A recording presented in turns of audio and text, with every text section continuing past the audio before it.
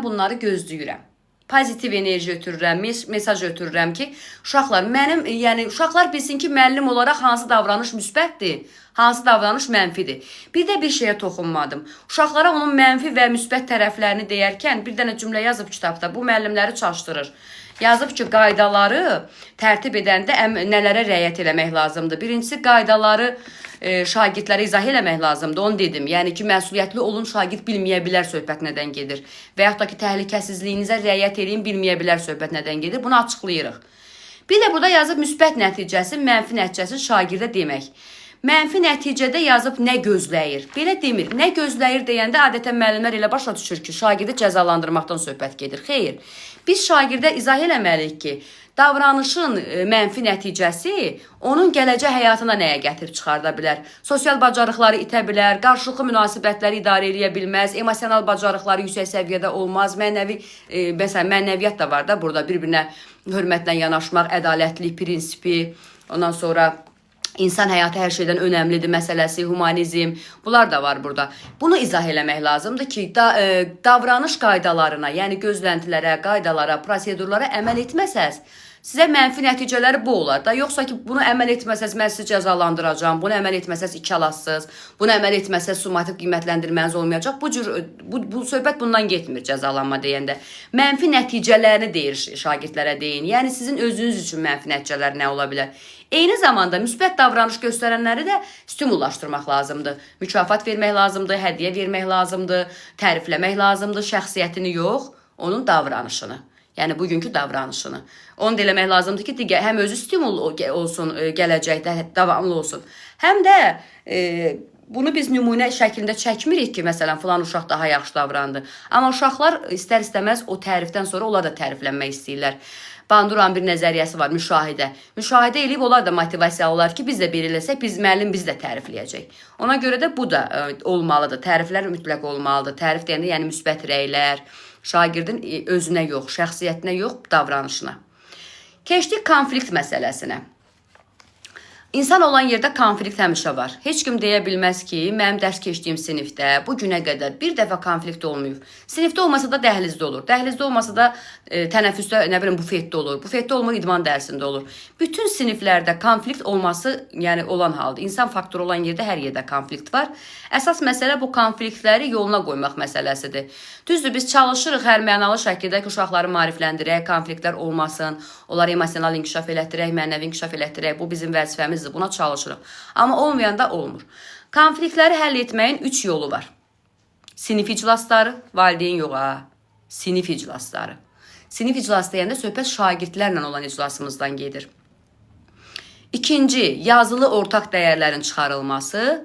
Üçüncü isə xüsusi müəllim strategiyaları. Yəni, burada müəllimin özünün strategiyası da ola bilər, icebreakerlər, yəni buzquranlardan da istifadə eləmək olar. Bir-birində gələcəm onlara.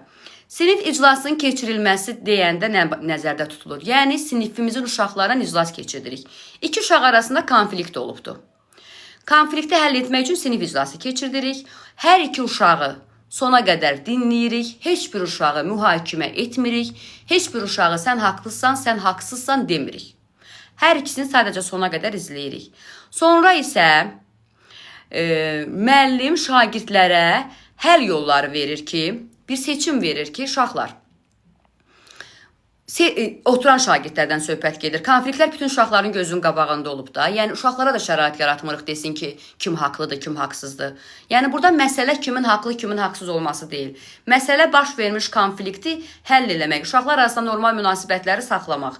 Kimin haqlı, kimin haqsız olduğunu ortaya çıxardıb mühakimə eləsək, əksinə konflikti daha da dərinləşdirə bilərik. Ona görə də biz burada mühakimə xarakterli yox, axıra qədər dinləyirik, bütün sinifdə dinləyir. Sonra da həll yolları, məsələn, çarx təqdim eləyə bilərik. Çarxdan istifadə edərək həll yollarının birini seçə bilərik. Çarx bilirsiniz də fırlanır, hara düşdüsə bu olar. Həll yolları nə ola bilər? Əvvəlcə onu deyək, sonra onu hansı formada eləyərik. Üzr istəmək ola bilər. Hadisə yerini tərk etmək həll yolu ola bilər. Baş verənlərə məhəl qoymamaq, göz ardı etmək həll yolu ola bilər. Sonra növbəti sinif iclasında gündəliyə daxil etmək, bu da həll yolu kimi var. Sakitləşmək üçün birdən ona qədər saymaq, qarşı tərəflə əl sıxmaq, başqa bir seçim etmək, yəni özlərinin kreativ bir ideyası ola bilər. Bunu seçimi necə eləyirik? Ya bunu çarxla eləyirik. Çarxın məsələn 8 hissəyə bölürük bir yumru vərəqi ya 10 hissəyə bütün həll yollarını yazırıq və onu fırlayırıq. Hara düşsə uşaqlar onu seçməlidirlər. Şans kimi, şans oyunu kimi. Sonra sinifdən çıxıb özləri gedib o həll yolunu reallaşdırıb gəlirlər. Məsələn, qucaqlaşdırmaqsa çıxmaq istəyirlər. Sinifin içində istəmirlər eləsinlər. Deyirik ki, bu sizə düşən həll yolunu siz ikiniz eləməlisiniz. Gedin sakit bir yerdə bunu eləyin, gəlin. Və yaxud da ki, sinifə verə bilərik bu seçimi. Sinifdə rəy vermə şəklində uşaqlar bu hansını etsək daha yaxşı olar. Adətən biz belə deyək, ədalətli olsun deyə çarx daha məsləhəti deyə düşünürəm. Yəni uşaqlar başqa müəllim çarxı müəllim hazırlayır. Başqa kreativ ideyalar da deyə bilərlər. Bəzən uşaqlardan elə gözəl ideyalar çıxır ki, biz heç onu belə deyək, heç ağlımıza gəlmir. Həmən o iki uşaq uzaqlaşdırılır və gedir təklikdə o həll yolundan birini seçirlər. Uşağa demirik bu dəqiqə burada uşaqların yanında həll yolu seçin. Təkliflər gəlir bütün sinif uşaqlarından. Deyirik ki, özünüz, ikiniz çıxın, kənara gedin, həll yolundan birini seçin və bu konflikti həll eləyin, gəlin. Yəni, heç kimə də açıqlamaq məcburiyyətində deyilsiniz ki, nəyi seçmişsiniz. Amma istəyirsinizsə ki, gəlib açıqlasaz daha yaxşı olar. Məruzə eləyin ki, bəli, biz bunu seçdik, bu cür məsələni nə elədik? Həll elədik. Bu birinci həll eləmə yoludur. İkinci həll yolu ortaq dəyərlərin yaradılmasıdır. Söhbət yazılı ortaq dəyərlərdən gedir. Yazılı ortaq dəyərlər nədir? Yazılaraq məsuliyyətimiz barədə ortaq dəyərlərimiz. Belə bir dəyər yaradılır və sinifin bir yerindən asılır və bu davamlı olaraq sadəcə asmaq üçün deyil. Davamlı olaraq müəllim bunu möhkəmləndirir, şagirdlərdə bu ortaq dəyərləri formalaşdırır. Və bir cümləsini deyəcəm, artıq görəcəksiniz ki, burada söhbət nədən gedir. Biz özümüz, düşüncələrimiz, davranışımız, fiziki sağlamlığımız, məqsədlərimiz üçün məsuliyyət daşıyırıq. Yəni, uşaqlar öz məsuliyyətlərini dərk etsinlər ki, bütün bu məsuliyyət hamı üçün ortaqdır. Hər kəs öz düşüncəsinin, davranışının, sağlamlığının, məqsədlərinin məsuliyyətini daşıyır. İkinci addım olaraq deyir ki, başqalarının bizə qarşı olan davranışda bizim ona qarşı olan davranışımızın böyük rolu var. Yəni, bu da ortaq dəyərdir. Həqiqətən də bütün insanların başqasına qarşı olan davranışı, o insanın da ona qarşı olan davranışı ilə neyinir? Bərabərləşir. Yəni, necə davranarıqsa, bir atalar sözü var, deyir, nə tökərsən aşına, o da çıxar qaşığına. Necə davranarıqsa, o cürdə davranış görərik. Bunu şagirdlərə mənimsətsək, artıq şagirdlər öz davranışlarına nəzarət eləməyə başlayacaqlar. Sonra, müəllimlərimizin və sinif yoldaşlarımızın bizə necə davranmasında bizim rolumuz var. Hörmətlə ünsiyyət qurmağımızın, sərhədlərimizin necə müəyyənləşdirməyimizin nəticəsi bizdən asılıdır. Yəni, bu cür ortaq dəyərlər çıxardaraq şagirdlərdə konfliktləri həll etmək olar. Yəni, daha da çox konfliktlər olmasın, ortaq dəyərlər bütün sinif üçün də ola bilər, bir fərd üçün də ola bilər. Bir də proaktiv və reaktiv müəllimə danışacağıq burada. Proaktiv müəllim hazırlıqlı müəllimdir. Həmişə bu müəllim, belə deyək də, hazırlıqlıdır. Proaktiv müəllimdir. Bütün məsələləri həll etməyə hazırlıqlıdır. Bilir ki, öyrənmədə çətinliklər ola bilər, konflikt ola bilər, hər bir hadisə ola bilər, proaktivdir və uşaqlar ani bir situasiyalarda ani reaksiya vermir. Çünki planı var müəllimin. Konflikti necə həll etməyin yolunu bilir. Reaktiv müəllim isə anında reaksiya verir. Reaktiv müəllim, belə deyək də, anında reaksiya verdiyi üçün onun verdiyi qərarlar səhv olur. Çünki anında reaksiya verir. Sakit durun. Sakit durmasa summativ qiymətləndirməniz yaxşı olmayacaq. Yəni, artıq burada əsəbləşir, özündən asılı olmayaraq ani reaksiya olduğuna görə, reaktiv sözündən yadınıza saxlayın. Ani reaksiya olduğuna görə bu cür müəllimdə nizam intizamı tətbiq eləmək düzgün alınmır. Amma proaktiv müəllim isə özünün qaydası, proseduru olur, effektiv münasibət qura bilir və hər bir çətinliyə hazırlıqlıdır. Bu oldu reaktiv və proaktiv müəllim. Keçdik buzquran strategiyalarına, icebreakerlər. Bunlar da konflikt həll eləmək üçün əhəmiyyətlidir. Icebreakerlər şagirdlər arasında soyuq münasibətləri isitmək üçündür. Konflikt nə zaman olur? İki şagird arasında münasibətlər soyuyanda. İsti münasibət olan şagirdlər arasında niyə konflikt olsun ki? Demək ki, bu konfliktin doğuran səbəblər olur da. Bu konflikti doğuran səbəbləri biz çox da dərinə getmirik. Uşaqları dinləyirik ya sona qədər. Çünki bizə lazımdır, burada bullying ola bilər, başqa bir məsələlər ola bilər.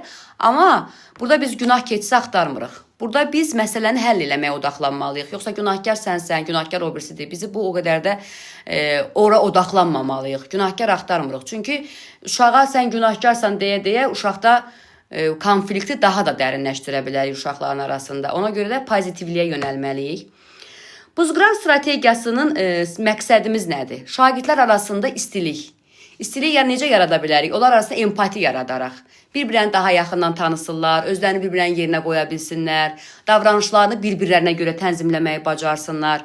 Bir neçə buzqıran strategiyası var. Ona keçməmişdən əvvəl deyim ki, buzqıran strategiyası şagirdlərdə bir-birini tanımağa kömək eləyir, bir-birlərinə qarşı inam yaranır.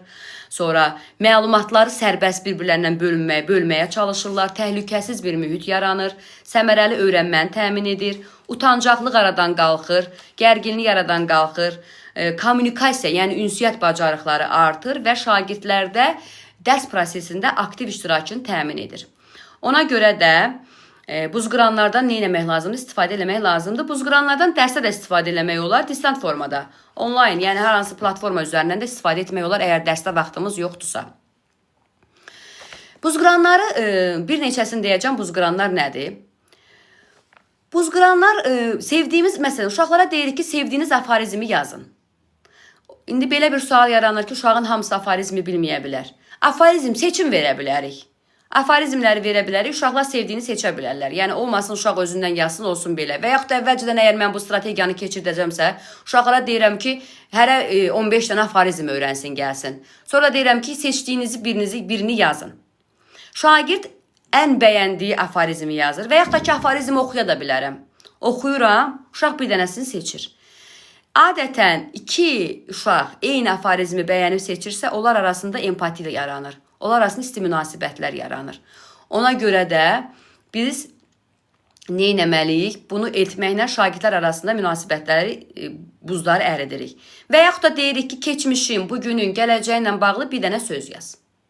Bu da ortaq olanda şagirdlər arasında adətən tədqiqatlar deyir ki, ortaq dəyərləri, ortaq münasibətləri, ortaq ailələri, ortaq düşüncələri olan uşaqlar həmişə bir-birinə qarşı çox həssas və mehriban olurlar. Uşaqların da həmişə ortaqları onsuz da olur. Uşaq məsələn keçmişinə aid bir söz, bugününə aid bir söz, gələcəyinə aid bir söz yazırsa, bu ortaqlar uşaqlar arasında yaxşı münasibətlərə gətirib çıxarır. Və yaxud da uşaqlara tapşırıram ki, dərsdən sonra hərə geçsin, onlayn platformada bir post paylaşsın. Bir post paylaşsın, yəni maarifləndirici bir post olmalıdır təbii ki. Və sonra isə bir-birinizdən xəbəriniz olmadan hərə bəyəndiyi postun birini seçsin və fikir bildirsin. Yəni postlar paylaşılır, anonim şəkildə hərə bir-birini seçdiyi postları belə deyək də bəyənir və fikir bildirir.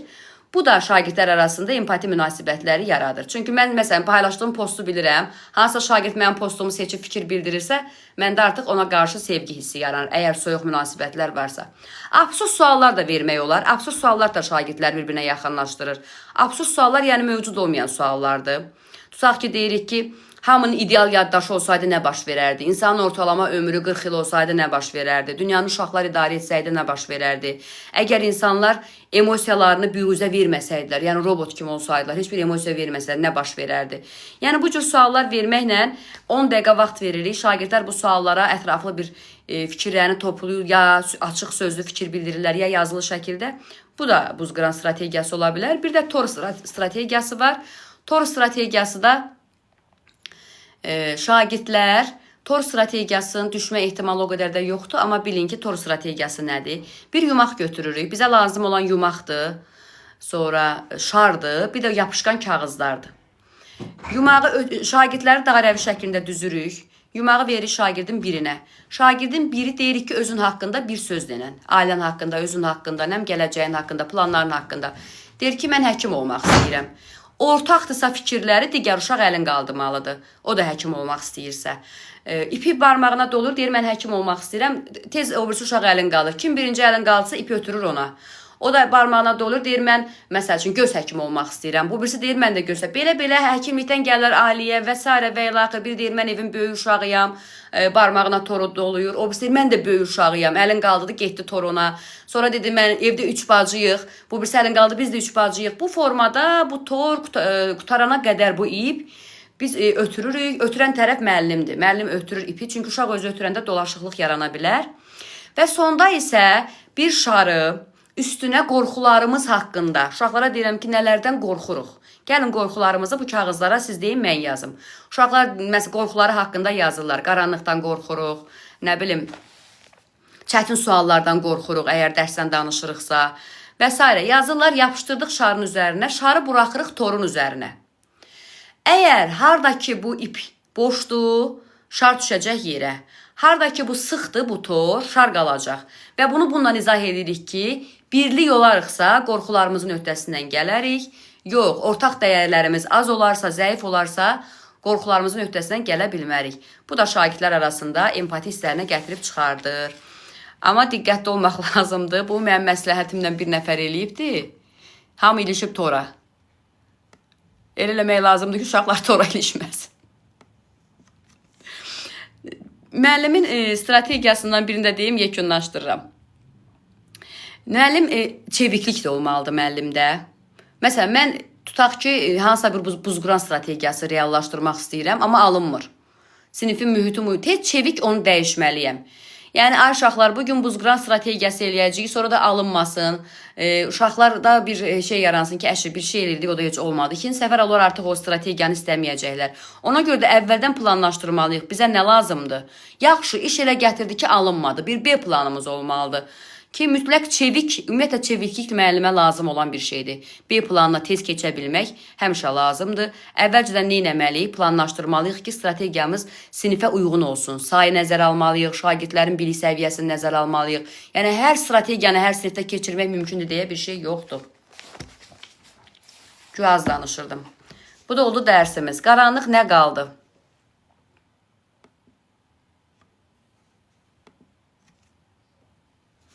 Ayfer müəllimə, qaranlıq bir şey yoxdur burada sinifin idarə edilməsi ilə bağlı. Yox, aydın çox qalır. Siz sağ olun. Dilarə müəllimə, sizdə yoxdur qaranlıq bir şey. Yox, müəllimə, bunları mən yaxşı bilirdim, yəni əvvəlcədən. Yadıma düşüb. Lap yaxşı. Tamam, o zaman testimizi işləyək. Situasiya testləri atıram. Çox qəşəng situasiya testləri işləyəcəyik. Birini bir yerdə işləyək burada. 20 dənəlik situasiya testidir. Birini də atacam, evdə işləyərsiniz. Gülşən müəllimə, sizə qaranlıq bir şey qalmadı. Çıxdınız, sizin adınızı çəkmək istəyirdim, çıxdınız. Yox, qalmayıb mənim. Tamam.